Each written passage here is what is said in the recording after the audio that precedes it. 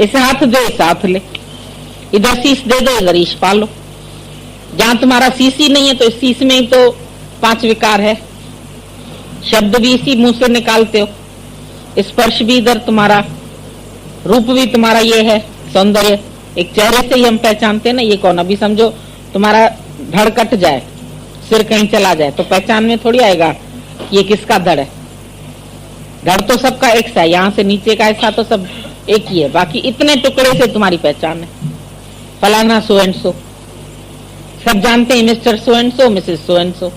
इस चेहरे से पहचानते हैं ना। अभी तुम पीछे खड़े हैं, तुम्हारी पीठ से कोई तुमको नहीं जानेगा, पर इतने चेहरे से सब तुम्हें जानेंगे। ये फलानी है, फलाने शहर की है, फलाने की मिसेज है, फलाने की बेटी है, सब जानते हैं इसको। और इसी में ही 5 विकार रहते हैं। शब्द स्पर्श, शब्द भी कान से, स्पर्श त्वचा से, आंख से तुम दृश्य देखते हैं, शब्द स्पर्श रूप, ये रूप देखते हैं, रस लेते हैं जबान से, खाने का भी बोलने का भी, गंध, ये नाक है तुम्हारी। 5 विषय इसी में ही है ना।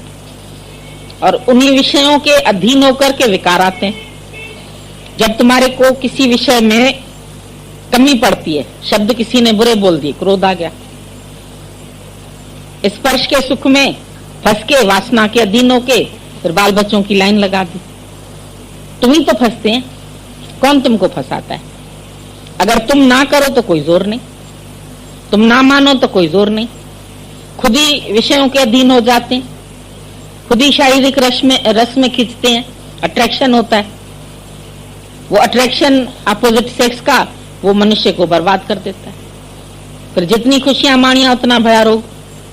उस समय थोड़ी देर के लिए तो सुख देते हैं। भगवान ने बोला है जो माया के सुख है वो क्षणिक सुख देने वाले हैं, थोड़ी देर के लिए टेम्पररी सुख है, लेकिन उसी से मोक्ष प्राप्त नहीं हो सकता है। ये सब सुख अभी हैं, अभी जाने वाले हैं। अभी तुम्हारी जवानी चली जाएगी, शरीर समर्थ नहीं होगा तो आपे ही सुख छूट जाएंगे। प्रकृति छुड़ा देती है, तुम नहीं छोड़ते हैं तो प्रकृति एक दिन छुड़ा देती है। कभी पत्नी चली गई, कभी पति चला गया, फिर रोते रहेंगे आपस में कि हाय बालम अकेला छोड़ गया, हर एक आदमी मेरा हमको छोड़ के चला गया। तो कितना अंदर से तुम इस माया में फंसे पड़े। फिर ये स्पर्श का सुख ये भी मारता है तुमको। गंध, सबको सुगंध अच्छी लगती है, अगरबत्ती जलाओ, धूप जलाओ, दीप जलाओ, फिर विषय वासना के लिए फूल बिछाओ, सेंट लगाओ, इत्र लगाओ, नाक से सूंघ लेंगे कहाँ से खुशबू आ रही है, बड़ी अच्छी चीज पक रही है। फिर मन बोलेगा अच्छा हम भी घर में आज यही बना लेते हैं, बड़ी अच्छी सुगंध आ रही है। तो नाक भी तुमको रस में फंसाता है। 5 विषय, 5 विकार, इन सब का सुख बोला जिस समय तुम इसको भोगते हैं उसमें उस समय तुमको मजा आता है, लेकिन उसका रिजल्ट दुख है। लास्ट में सबको दुख प्राप्त होता है, लेकिन लास्ट का अनुभव अगले वाले सुनते नहीं। ये तो गुरु इतना प्यार करता है तो उसके प्रेम में हमारा सब कुछ भूल जाता है। नहीं तो ऐसे अगर किसी का पति चला गया तो बीमार हो जाती है, क्योंकि अंदर इच्छा वासना को उसको दबाना पड़ता है। उसके आसपास उसकी देरानी, उसकी जेठानी, उसकी नंद सब सुख भोग ले रहे, लेकिन ये अकेली हो जाती है तो फिर बीमार हो जाती। फिर जाते हैं डॉक्टरों के पास इलाज कराने के लिए। अब उसको चाहिए पति, डॉक्टर क्या करेगा। फिर आजकल तो स्त्रियों की भी दूसरी शादी करने लगे। पहले तो थोड़ा सा ये था कि औरत को शादी करने का अधिकार नहीं था, लेकिन अभी तो बोलते हैं नहीं लड़कियां भी कर ले दूसरी शादी तो जान छूटे, क्योंकि विधवा नहीं रह सकती अकेली, उसके ऊपर सेल्फ कंट्रोल नहीं है। अगर उसको ज्ञान मिल जाता है तो आ जाता है सेल्फ कंट्रोल, तब तो वो रह सकती है, तब तो उसके अंदर बल्कि डबल शक्ति है। उसमें उसके लिए तो शास्त्रों ने लिखा है कि विधवा भाग्यशाली है, विषयों से छूट गई, भोगों से छूट गई, माया से छूट गई, किसी के इशारों पर नाचने से छूट गई। नहीं तो सारी जिंदगी यहाँ आएंगे जी हमें 4 दिन की छुट्टी मिली, किससे छुट्टी ले आई हो? पतिदेव से। डर है न अंदर, पतिदेव से या पत्नी जी से, तो दोनों एक दूसरे को बंधन में बांध के बैठे, और अगर वो चला गया तो तुम बंधन से भी मुक्त हो गई।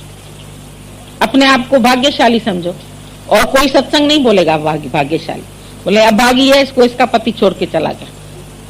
और हम बोलते हैं नहीं, तुम तो भगवान के कार्य के लिए जीवित रहो, तुमको मरना थोड़ी है। लोग तो पहले सती कर देते थे, उसको मर जाए। हम बोलते हैं जो अभी भगवान ने जिसको नहीं मारना चाहा उसको हम क्यों मारे। और अगर नहीं मरी तो फिर जीते जी ऐसे रहती थी जैसे फकीरों की तरह, मैले कपड़े पहनना, सफेद कपड़े पहनना, घर के अंदर रहना, बाहर जाना नहीं, शादी ब्याह में जाना नहीं है, विधवा को नहीं जाने दो, इसका मुंह देख लिया तो सारा दिन खराब कटेगा। क्या क्या रीति रस्म बनी हुई थी तुम्हारे लिए। लेकिन अंदर के दुख को कोई नहीं जानता था कि बेचारी अकेली कैसे सहन करे, कैसे गृहस्थ का बोझ संभाले। पैसा कमाने वाला भी चला गया, अभी उसको खुद पैसा अर्न करना पड़ेगा। तो पहले तो निकलने नहीं देते थे, तो वो देवर के अधीन, भाई के अधीन, उसके अधीन भीख मांगती रहती थी। अभी तो लोग लड़कियों को इतना पढ़ा लिखा देते हैं, चलो अगर ऐसा भी केस तुम्हारे साथ हो जाए तो तुम नौकरी करके अपना पेट तो पाल सकते हो, अपने बच्चों को तो चला सकते हो, तुम निश्चिंत तो रह सकते हो। लेकिन पहले तो ऐसा भी नहीं होता था। वो अधीन होती थी, हाथ फैला के उनसे मांगती थी, तब उसको 2 फुल्का मिलता था। और फिर घर में उसकी हालत क्या करते थे, एक मैरी से भी बदतर। एक मैरी भी अपने हुक्म से आती है जाती है, लेकिन उसको सबके हुक्म में चलना पड़ता था। झाड़ू भी तुम्हारे जिम्मे, पोछा भी, तो कपड़ा धोना भी, तो ये भी, तो वो भी, सब वो बेचारी विधवा करती रहे। उसको पकड़ लेते थे, अंदर से जकड़ लेते थे। तो पहले क्या दुर्दशा होती थी उनकी सबको मालूम है। लेकिन आज गुरु ने विधवा को सधवा कर दिया, बोला ये शब्द ही डिक्शनरी से काट दो। हमारे सत्संग में एक भी विधवा नहीं, क्योंकि रन्ना से ना आखिए जिसका मरे बतार, रन्ना से आखिए जिस विसार्या कलतार। जो परमात्मा को बुला के बैठे हैं वो विधवा की तरह जीते। वो तो पति होते भी खुश नहीं है, वो तो तभी भी दुखी रहती है। एक हमारे सत्संग में आई थी शुरू में, जब गीता भगवान का शरीर था, तो उसके पति की, उसके शादी के बाद वो खाली 3 महीना रही और पति विलायत चला गया। उसके बाद इसको बेटी हुई। बेटी अभी उसकी 1-2 महीने की थी, तो वहां से टेलीग्राम आया, तुम्हारा पति गुजर गया। तो बिल्कुल पागल हो गई। उसको शीशी से दूध पिला रही थी, वही तोड़ दी उसने। भगवान ने मेरे साथ अत्याचार कर दिया, जुल्म कर दिया, ऐसा हो गया, ऐसा। तो दिमाग उसका ऐसा हो गया डिप्रेस। गीता भगवान ज्ञान सुनाए तो भी कहती थी हाँ हमने समझा ही नहीं, उसे समझ ही नहीं आता। फिर उन दिनों 50 रुपया उसको सेठ भेजता था, जहां वो नौकरी करता था उसका आदमी, वो इसके लड़की के नाम से 50 रुपया भेजता। वो भी नहीं खर्चा करती थी, वो भी जाके बैंक में डालाती थी कि जब बड़ी होगी, इसकी शादी होगी तो काम आएगा। जब भगवान को मिली, भगवान ने बोला अभी तो उसको खिलाओ पिलाओ, अभी से ही तुम इतनी कंजूसी करती। बोला हमको देवर के आगे हाथ फैलाना पड़ता है, उसके आगे। बोला तुम्हारे पास ये पैसा है, तुम खर्चो, हाथ क्यों फैलाती? तुम अपनी नौकरी करो, तुम अपना काम करो, सिलाई सीखो का। उसको सारा काम सिखाया गीता भगवान। फिर उसको विलायत से टेलीग्राम आई देवर की, हमारे पास आ जाओ, यहाँ हम तुमको बहुत काम में रखेंगे, हुनर बहुत है इधर, तुमको बहुत पैसा मिलेगा। वो भी तैयार हो गई, लंदन जा रही थी। भगवान ने बोला क्यों जा रही हो, तुम्हारी लड़की बर्बाद हो जाएगी। वहां तो 14 साल की, 13 साल की लड़की को भी बॉयफ्रेंड है, तुम कहां लेके जा रही हो अपनी लड़की इतनी छोटी सी को?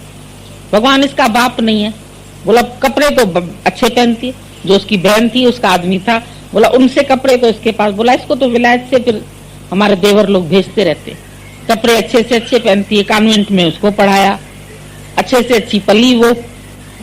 लेकिन वो लोगों के चक्कर में बोली अच्छा चलो चली जाती हूँ, लंदन जाती हूँ। भगवान ने बोला चुप करके बैठो, नहीं जाना है। उनके मुंह से ना निकले तो कौन हाँ कराए। फिर एक वो नंद थी, वो जबरदस्ती ले गई दिल्ली तक, टिकट विकेट सब ले ली, लेकिन पता नहीं क्या उसके लिखा पढ़ी में गड़बड़ी हो गई थी, उसको वापस आना पड़ा, हवाई जहाज नहीं उठाया उसको। तो जहां गुरु के मुख से ना निकली तो वहां हाँ हो कैसे सकती। फिर इधर ही रही, इधर ही बहुत गीता भगवान ने उसके साथ मेहनत की, निष्काम कार्य में लगाया, और शादी उसकी इतनी अच्छी तरह से हुई, राजाओं की तरह। बोलती थी कैसे होगी शादी, कैसे होगी, काम कैसे होगा? बोला तुम भगवान के ऊपर रखो तो सही, सब होगा। जिसका न कोई संगी साथी तो ईश्वर है रखवाल। इतना अच्छा उसको राजाई तख्त मिला। और अभी माँ का शरीर शांत हो गया तो लड़की को 2-4 लाख और मिल गए उसके पास जमा थे। देखो कितना मनुष्य छोड़ के ही मरता है ना, लेके तो नहीं मरता है। घर भी छोड़ गई, वो भी छोड़ गई, सब छोड़ गई, और तब तक चिंता कर करके उसने अपनी 100 बीमारियां पाल ली। ब्लड प्रेशर अलग था, हार्ट अलग था, ये सब बीमारी मनुष्य खुद खरीद करता है। जब जिसके पास ज्ञान नहीं है ना, उनको ये सब बीमारी लगती है, ख्यालों से तुमको बीमारी आती। जिसको अपने मन पर कंट्रोल करना आ गया, उसको नहीं कोई बीमारी है, नहीं कोई दुख है, नहीं कोई उसको हालत सता सकती है, नहीं कोई उसको चिंता है। चिंता से क्या समान। ज्ञानी के लिए कोई चिंता नहीं है, कोई बात नहीं है। वो सब बातों से उपराम होके अपने मस्ती में रहता है, और जब मस्ती में रहता है तो भगवान उसको भर भर के हाथों से देता है।